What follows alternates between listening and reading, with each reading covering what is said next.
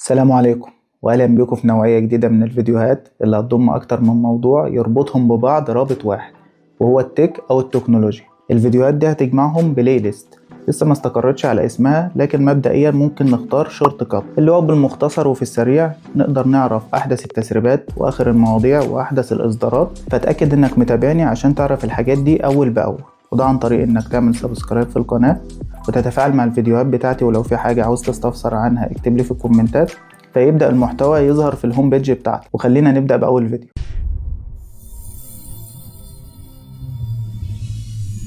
كلنا اتحطينا في موقف ندي رقمنا لحد عشان الاتصال الثابت اللي هو الو ازيك عامل ايه، ونتفاجئ انه خرج بره اطار الاتصال ونلاقي رسائل شات او رسائل الدي ام، او العكس شخص انت ملتزم معاه باطار محدد في الشات كلام وتلاقيه بيتصل بيك شخصيا، وده انت مش حابه، خاصة لو الخط والواتساب مش في نفس الموبايل. لكن التطفل ده هيختفي مع طرح واتساب ميزة اليوزر نيم اللي بتخليك تتواصل مع اي حد من خلال يوزر نيم من اختيارك من غير ما يشوف رقم تليفونك او يعرفه.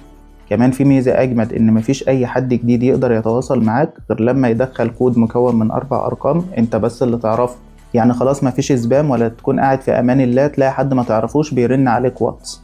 كمان تقدر تربط اليوزر نيم بتاعك ده بحساباتك في السوشيال ميديا لو اليوزر نيم ده متاح في باقي الحسابات. ونصيحة مني في المميزات الجديدة اللي زي دي، حاول تلحق لك يوزر نيم خاص بيك يكون مميز بدل ما تتأخر في الوقت وبعد كده تضطر إنك تضيف تضيف تحط اندرسكور تزود رقم في اليوزر نيم بتاعك لانك مش لاقي يوزر نيم بالاسم الخاص بيه.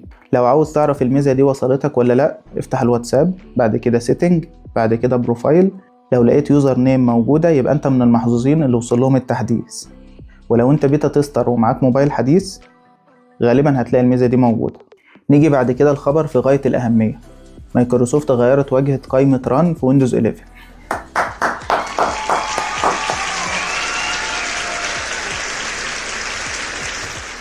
ودي حاجة ما حصلتش من ايام ويندوز 7. وقائمة ران تعتبر باب بيوديك على كل حاجة. عمرك شفت باب بيوديك على اي حاجة تفتح وتلاقي اي حاجة؟ هي دي قائمة ران، تكتب اي حاجة فيها يوديك عليها على طول.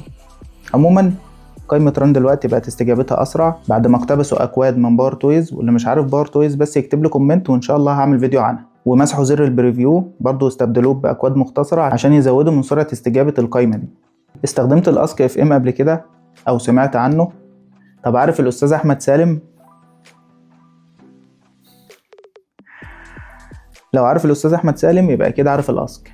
والأسك هو موقع سؤال وجواب عمره تقريبا حوالي 18 سنة، لكنه اتقفل من 10 شهور أو 12 شهر كده. لحق بيه أخوه الأسك، بس الأسك ده محرك بحث بقى، وكانت نتائجه بتظهر لك بس انت ما كنتش بتاخد بالك منها، ولو كنت خدت بالك منها فانت ما كنتش بتعتبرها، كنت بتهملها لأنها أصلا كانت نتائج هبلة. عموما الاسك ده اتقفل، الاسك التاني اللي لحق بالاسك الاولاني وريح واستريح بس. وفي النهاية يوتيوب دلوقتي بتمكنك انك تلغي وجود الشورتس او الريلز القصيرة، ودي ميزة كانت موجودة في البيرنت كنترول بس دلوقتي بقت متاحة لكل الاكونتات.